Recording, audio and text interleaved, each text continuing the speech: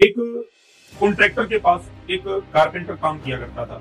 Carpenter यानी जो लकड़ी का सामान बनाने का काम करता है, लकड़ी का मिस्त्री कह सकते हैं। वो ठेकेदार के पास जॉब किया करता था।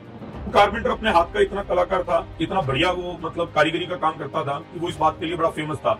और वो अपनी इसी कलाकारी की वजह से जो है वो बहुत अच्छे अच्छे काम किया करता था और ठेकेदार उसके इस काम के लिए बहुत ज्यादा उसको अप्रिशिएट करता था। और इसी वजह से वो दोनों मिलकर, ठेकेदार भी और कारपेंटर भी, काफी अच्छा मुनाफा भी कमा रहे थे। कारपेंटर ने लंबे समय तक ठेकेदार के पास जॉब करी। इस जॉब के दौरान उसने अपने बच्चों की अच्छी परवरिश करी, उनको पढ़ा लिखा दिया, अलग अलग उनके घर बना दिए और उनको जॉब पे या काम पे सेटल कर दिया। एक लंबा समय हो चुका था उसको काम करते को। एक दिन सुबह वो उठा और उसने मन बनाया कि मैंने अब ईश्वर की भक्ति में कुछ समय बिताना है और मेरा मन नहीं है काम करने का और मैं अपनी जॉब से, अपने इस काम से रिटायरमेंट लेना चाहता हूँ। उसने अपना ये मन बनाया और जाके जो ठेकेदार है उनको अपने मन की बात बता दी।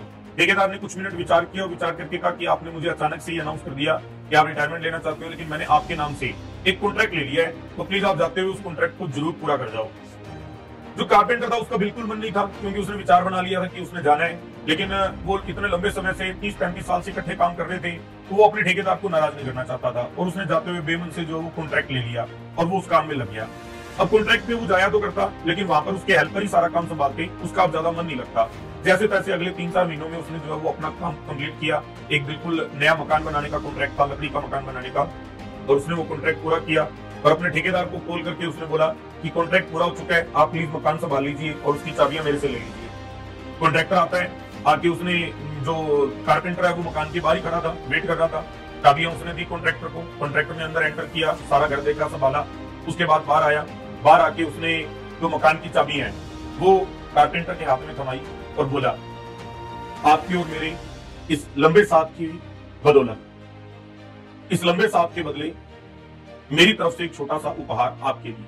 और ये बोलकर उसने चाबियां कारपेंटर के हाथ में पकड़ा और ठेकेदार अपनी जो गाड़ी है उसमें बैठ के बाहर चला गया। अब कारपेंटर के हाथ में मकान की चाबियां हैं, वो बाहर जस्ट खड़ा है और मकान को पूरा ध्यान से देख रहा है और मन ही मन एक ही चीज सोच रहा है, काश उसने इस मकान पर भी उतनी मेहनत की होती जितना उसने बाकियों पे की। काश उसे पहले से पता होता कि ये मकान मुझे ही गिफ्ट मिलने वाला है, तो मैं अपने जीवन भर की सारी कारीगरी इस मकान पे उतार देता। लेकिन अब काश के अलावा उसके मन में, उसके हाथ में कुछ था नहीं कि भी वो कुछ कर सके। जो चीज एक बार बन चुकी है वो बन चुकी है और जो समय बीत चुका है वो बीत चुका है।